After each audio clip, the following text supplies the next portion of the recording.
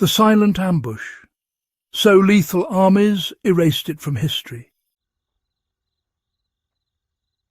They trained for artillery. They trained for cavalry. They trained for gunfire echoing across valleys. But they did not train for silence. There was once a battlefield tactic so devastating, so psychologically crippling, that entire units collapsed before they even saw their enemy.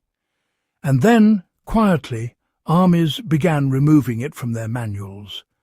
Not because it didn't work, because it worked too well. War has always been loud. The thunder of Roman legions, the roar of Viking raids, the coordinated volleys of musket lines. But somewhere in the forests of Southeast Asia, in the jungles of Central America, and even in the hedgerows of Europe, a different doctrine evolved. A doctrine built not on firepower, but on invisibility. The silent ambush, no warning shots, no rallying cry, no visible enemy, just sudden, synchronized elimination, followed by absolute stillness. This wasn't chaos, it was choreography. During the Vietnam War, US patrols moved through dense jungle expecting contact. They were trained to respond to gunfire, explosions, noise. Instead, they encountered something more terrifying. Units would enter narrow trails. No movement, no sound. Then, the point man drops. No muzzle flash, no obvious direction. The second soldier falls before anyone identifies the threat. Within seconds, a squad is disoriented. Because the enemy, often fighters of the Viet Cong, didn't fire wildly. They fired precisely. Then they stopped. No follow-up barrage, just silence again. And that silence forced a terrible question into every surviving mind. Are they still here? Or worse, are we surrounded? Traditional ambush doctrine often emphasizes overwhelming firepower, shock, chaos. But, the silent ambush exploited something deeper. The human brain's need to locate danger. When gunfire continues, soldiers can triangulate, they can return fire, they can act. But when it stops, well, the imagination takes over. Soldiers begin firing blindly, command breaks down, units bunch together, making easier targets. The silence becomes a weapon. And here's the uncomfortable truth. Military after-action reports from jungle warfare showed that units subjected to silent ambushes often reported higher psychological trauma rates than those hit by sustained firefights, because the enemy never fully revealed themselves, and the brain hates unfinished threats. This tactic wasn't born in Vietnam. Centuries earlier, steppe warriors under Genghis Khan mastered variations of silent entrapment. Small units would strike supply lines at night, no war cries, no banners. A sentry disappears, then another. By dawn, an entire outpost would abandon position, fearing encirclement by a force far larger than reality. Even the American Revolutionary War saw militias employ quiet woodland harassment. Fire once, relocate, say nothing.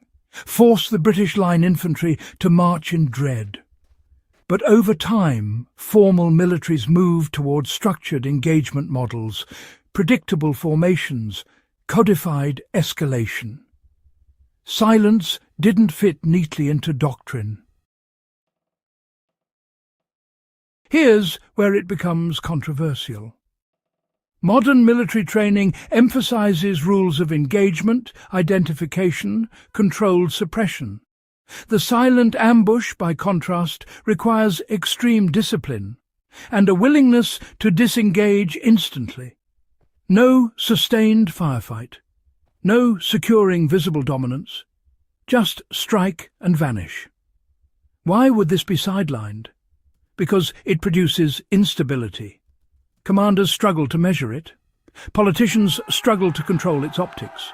And troops exposed to it experience disproportionate stress responses.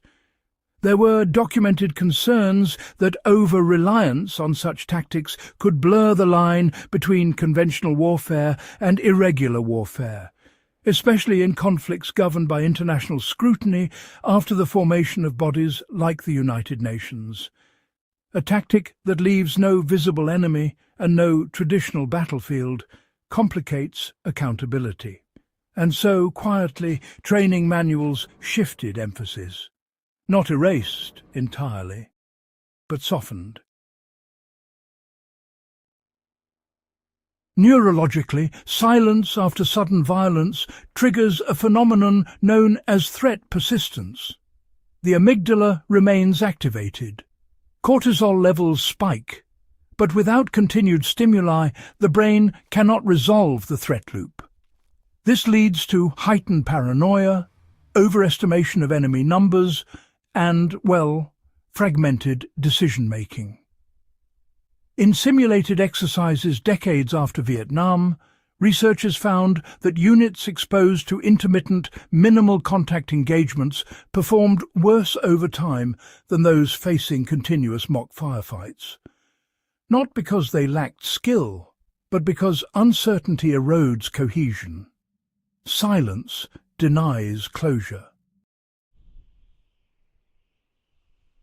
Today, variations of the silent ambush exist in asymmetric warfare across parts of the Middle East and Africa. Small units strike convoys, then disappear into terrain or civilian environments. And in the digital realm, the concept has evolved again. Cyber operations sometimes mirror the same philosophy: minimal intrusion, targeted disruption, and then total invisibility. No loud ransomware announcement, just quiet system failures. The silent ambush was never confined to jungles. It became a philosophy of conflict. Here's the deeper issue. Is a tactic more dangerous because of the damage it causes, or because of the fear it plants? Traditional warfare offers clarity. You see the enemy, you fight the enemy. Silent ambush removes that certainty. And when certainty disappears, restraint can disappear with it. History shows that troops under invisible threat may overreact. Civilian harm rises. Trust erodes. Perhaps that's why structured militaries hesitate to glorify it. Because silence doesn't just kill, it destabilizes. The most lethal weapon on some battlefields wasn't artillery, it wasn't air power, it wasn't even numbers. It was controlled absence, the refusal to be seen, the decision to fire once and vanish. Armies didn't erase the silent ambush because it failed. They sidelined it because it disrupts the very framework modern warfare tries to regulate. It thrives in ambiguity, and ambiguity is hard to govern. So the next time you imagine battle, don't picture the explosions first. Picture the forest, the empty street, the patrol that hears nothing. And ask yourself, is the most terrifying enemy the one charging toward you, or the one who lets you wonder if they were ever there at all?